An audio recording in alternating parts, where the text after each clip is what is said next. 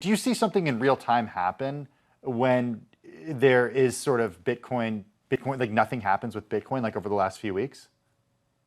Yeah, so from our perspective, what we see is volume, and we see fingerprints of that volume all across our systems. And part of what we do at Kraken, you can see it in real time at kraken.com, is work hard to have secondary and tertiary systems that come online to deal with that volume. So when you see sideways activity on little volume, it's usually business as usual. But when we see those spikes, when we see like a spike like we saw today, and spikes like we've been seeing over the last month or so, regardless of which way the price is moving, we see increased demands on our systems. We see an increased demand on our personnel, and so thankfully it's those secondary and tertiary systems that kick in to control for that load, to be able to support people rushing in to move into or out of the many digital currencies that we have available to trade at Kraken.com.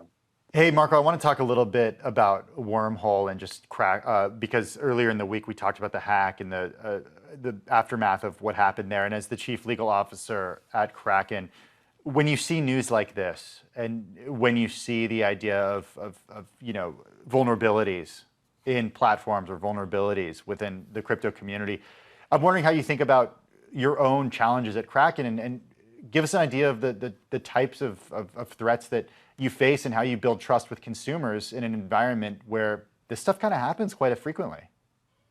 Yeah, that's a spot-on concern. I mean, we are one of a number of crypto exchanges that people have the option of going to, and people keep coming back to Kraken because of the trust that we've built up in the community. In fact, we just completed a landmark proof of reserves audit where you can see that a third-party auditor has cryptographically confirmed that we have every single coin that we say we have. So when you send your coins to Kraken, you can be certain that those coins are under our control, that they're there, that they exist, and that you haven't just paid into a Ponzi scheme.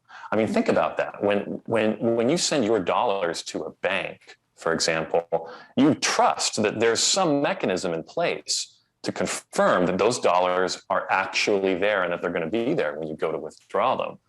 In those legacy systems like banks, I should say in banks, that is a legacy system. Those regulators are essentially relying on the signature of some bank manager to say the money's really there. Trust me. And Marco, with crypto, we can do better. At Kraken, we can do better. That's why we've just completed our first industry-leading proof of reserves audit. And Marco, just to jump in there, so how important is this accountability and this transparency for, when we have still a lot of people who are skeptical about cryptocurrencies and their uses and the risks as well. So what would you say to a lot of those skeptics out there? I think they're right to be skeptical. And I'm not here to put anybody's mind at ease. You should approach crypto and all new technologies with a skeptical mind.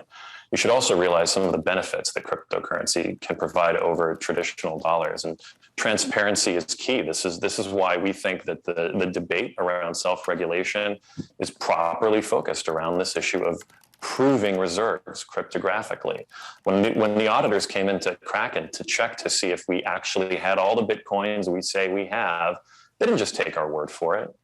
They confirmed it cryptographically using the blockchain. So they're using this new technology to confirm the transparency, the safety, the reliability of the systems built on top of that technology. That's something special.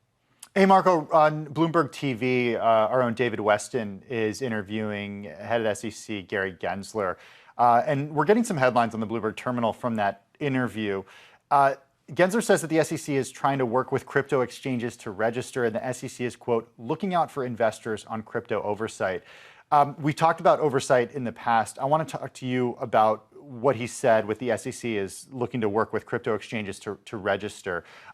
Have you been in touch with the SEC? So we don't talk about any specific conversations that we have with regulators. It just wouldn't be fair to them, and certainly it wouldn't be fair to us. But I will say that when we've gone to the SEC, and we have, just like we've gone and spoken to a number of regulators, and we approach them in a consultative capacity.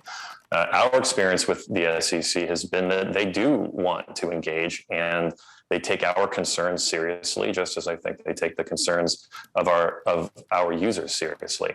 I have no doubt that the SEC and Kraken and Coinbase and FTX and all the other large US-based exchanges are going to disagree on a lot over the next few years, and particularly as new regulations come out and are proposed. But so far, we've had a collegial relationship. Marco, I just want to clarify the interview with SEC Chair Gary Gensler. That was yesterday on Bloomberg TV, not today.